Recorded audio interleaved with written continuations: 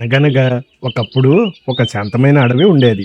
నది ఒడ్డున అందమైన పూలు పచ్చిక పచ్చగా మెరుస్తూ చిట్టిపిట్టలు పాడుతుంటాయి. ఆ అడవిలో చాలా పక్షులు, జంతువులు సంతోషంగా జీవించేవి. ఒకరోజు ఆ అడవిలోకి రెండు తెల్లటి పగరబోతు కొంగలు వచ్చాయి. ఆకాశంలోంచి ఒదిగి నది ఒడ్డున గర్వంగా దిగాయి. అవి ఎప్పుడు మేమే గొప్ప అని అనుకునేవి. ఆ కొంగల అందాన్ని చూసిన అడవిలోని జంతువులు ఆశ్చర్యపోయాయి. అమ్మో, ఎంత అందంగా ఉన్నాయో అని ఓ నక్క మురిసిపోయింది.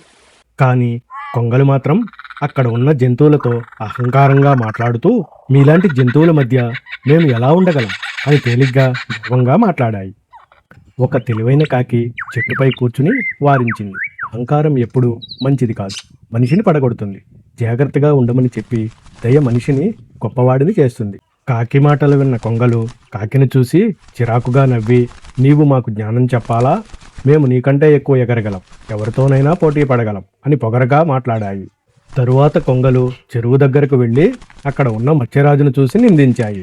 ఈ చెరువు నీరు కూడా శుభ్రంగా లేదు, మురికిగా ఉంది, ఇక్కడ ఎవరు జీవించగలరు అని కించపరిచాయి. అడవిలోని జంతువులన్నీ పరస్పరం సహాయపడుతూ కలిసి పంచుకుంటూ స్నేహపూర్వకంగా జీవించేవారు. కష్టమొస్తే ఒకరికి ఒకరు పరస్పరం సహాయం చేసుకునేవి. కొంగలు మాత్రం ఒంటరిగా ఉండిపోయాయి. కొంగలు మాత్రం ఎవరినీ స్నేహితులుగా చూడలేదు.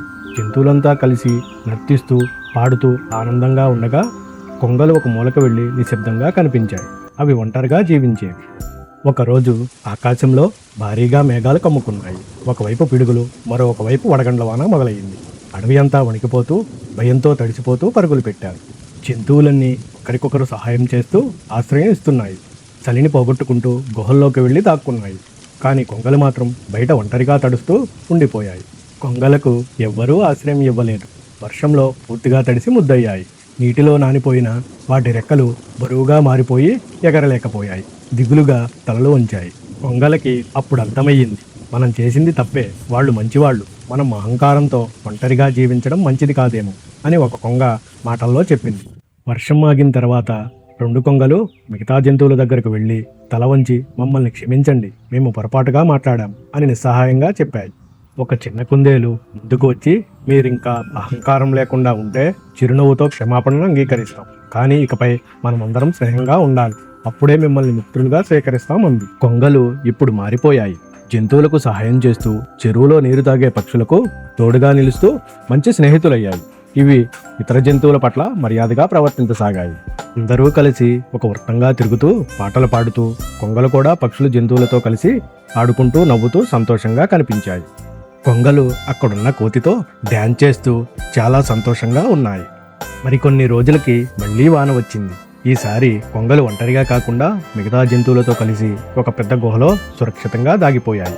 అటుపైన ఉన్న కాకిని చూసిన కొంగలు గౌరవంగా తల వంచి, మీ మాటలతోనే మేము మారగలిగాం, ధన్యవాదాలు అని చెప్పారు. ఇప్పుడు నిజం అర్థమయ్యింది. ఇప్పుడు అడవి సంతోషంగా ఉంది. కొంగలు ఇతర పక్షులతో కలిసి ఆకాశంలో ఎగిరే సమయానికి ఒక సందేశం వినిపిస్తుంది. అహంకారం కాదు, దయ నిజమైన గొప్పదనం, సహాయం చేసుకుంటూ జీవించాలి అనే బోధ అందరికీ వచ్చింది. మరిన్ని వీడియోస్ కోసం please like, subscribe my channel.